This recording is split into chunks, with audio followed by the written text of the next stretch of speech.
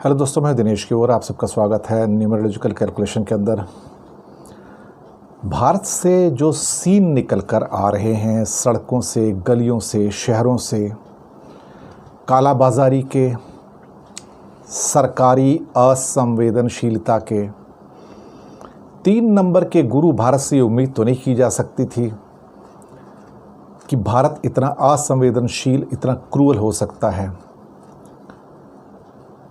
दरअसल अब ऐसा लग रहा है, कहते हैं कि 2 परिस्थितियां ऐसी होती हैं जिसके अंदर एक देश का चरित्र निकल कर आता है, कैरेक्टर। एक, जब उसके पास बहुत ज़्यादा दौलत हो जाए, पैसा हो जाए, तब उसका चरित्र निकल कर आता है कि उसका असली कैरेक्टर क्या है। और एक वो जो बहुत बड़ा संकट में घिर जाए एक देश, तब उसका चरित्र समझ में आता है।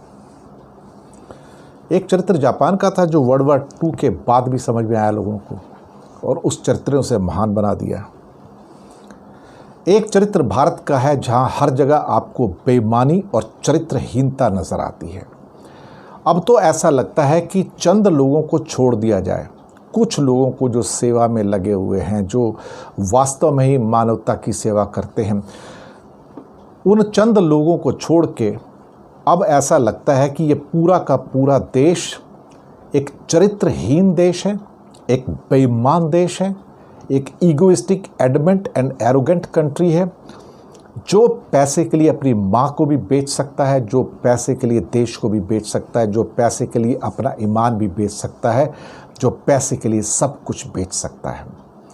जिस ढंग से कई डॉक्टर, कई नर्सेस, कई आदमी, कई टेम्पो वाले, कई एम्बुलेंस वाले, जो लूट का बाज़ार है, उसके बाद चाहे शमशान घाट हो या डॉक्टर के पास हो या मार्केट में हो, और जिस ढंग की लूट आप मार्केट में देखते हैं, भारत की चरित्रहीनता हर जगह से निकल कर आ रही है। और ये चरित्रहीनता जो समाज के अंदर है, वही नेताओं के अंदर परिलक्षित हो रही है। भारत के नेता इतने चरित्रहीन हो सकते हैं, कभी सोचा नहीं था। चरित्रहीन तो थे, लेकिन इस लिमिट तक चरित्रहीन हो सकते हैं, सोचा नहीं था। आज उनके मुंह से एक उफ नहीं निकलती है सरकारों से कि इतने लोग मर गए, तो संवेदना भी व्यक्त कर दें। ये लोग संवेदना भी व्यक्त नहीं करते हैं, इनको दुख ही नहीं है, ये पत्थरों के बने हुए लोग हैं।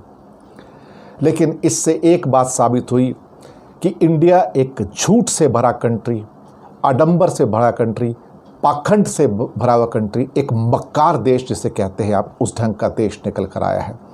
इसलिए आज दुनिया के सारे पेपर भारत और भारत के नेताओं के प्रति एक ही शब्द लिखते हैं कि ये सब लोग एडमेंट, एरोगेंट, ईगोइस्टिक, अनपढ़, नासमझ और बेवकूफ़ किस्म के इंसान, जो चरित्रहीन इंसान हैं। यही भारत की चरित्रहीनता इस टाइम निकल कर आ रही है। और मैं ये दावे के साथ कहता हूँ कि चंद लोगों को छोड़ दीजिए, भारत इस टाइम अपनी चरित्रहीनता की चरम सीमा पर है, बेईमानी की चरम सीमा पर है, मक्कारी, आडंबर, पाखंड की चरम सीमा पर है। कुछ लोग जो ईमानदार हैं, कुछ लोग जो अभी भी समाज की सेवा में लगे हुए हैं, उनको मेरा सलाम है कि वो लोगों की वजह से भारत बचा हुआ है। अदरवाइज़ ये नेता और ये सारे के सारे छोट भैये और बाकी समाज के जो लोग हैं, वो तो इस देश को बेच के कब का खा गए होते। इसीलिए देश 1200 साल गुलाम था। यकीन मानिए आज भी गुलाम है। अगर एक देश इमरजेंसी के वक्त में अपने बच्चों को हॉस्पिटल नहीं दे सकता, बेड नहीं दे सकता, ऑक्सीजन नहीं दे सकता, और उनको डॉक्टरी सुविधाएं नहीं दे सकता, उनको रोटी नहीं दे सकता, तो लानत है। फिर लोग कहते हैं ना कि ये पूछो कि तुमने देश के लिए क्या किया, लेकिन जब कभी वक्त आ जाए तो पूछना चाहिए, देश तूने मेरे लिए क्या किया। सवाल तो बनता है, और सवाल तो पूछेंगे कि देश का भी तो कुछ फ़र्ज है हमारे प्रति या नहीं, या सिर्फ हमारा ही फ़र्ज है। सवाल वाजिब है।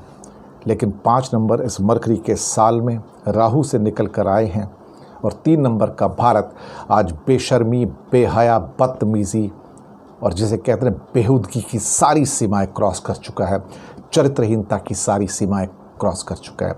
भारत सबके सामने एक liar, manipulator and a characterless nation के रूप में निकल आया, जो अपनी मौतों के ऊपर भी खेल खेलता है, उसके आंकड़े भी प्रिंट नहीं करता है। जहां 20 लाख लोग मरते हैं और 2 लाख दिखाता है, इससे बड़ी शर्म की बात एक देश के लिए क्या हो सकती है?